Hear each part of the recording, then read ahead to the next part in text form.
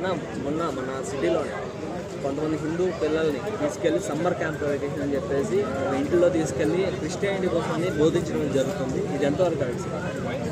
ఇంతకుముందు ఏంటంటే మా శ్రీకాకుళం జిల్లాలో మేము కాలేజెస్ చదివే టైంలో ఏంటంటే అక్కడ కోర్మ గ్రామం అని తీసుకెళ్ళి అక్కడ హిందూ అంటే మనం ఏంటంటే ఒక ఫ్యాన్ ఒక కరెంటు లేని వాతావరణంలో ఉండడం ఎలా అనేది నేర్పించారు. కానీ ఇప్పుడు ఏంటంటే దానికి అనుగుణంగా ఇప్పుడు క్యాంప్స్ ఎలా అవుతున్నాయంటే సమ్మర్ క్యాంప్స్ హిందూ పిల్లలందరినీ తీసుకెళ్ళి ఒక సమ్మర్ క్యాంప్ అని చెప్పి వాళ్ళకి మత మార్పిడి అనేటట్టు ఇప్పుడు ఏంటి క్రిస్టియానిటీ కోసం చెప్పి వాళ్ళ మతాన్ని మార్చేటట్టు బోధన ఇస్తున్నారు.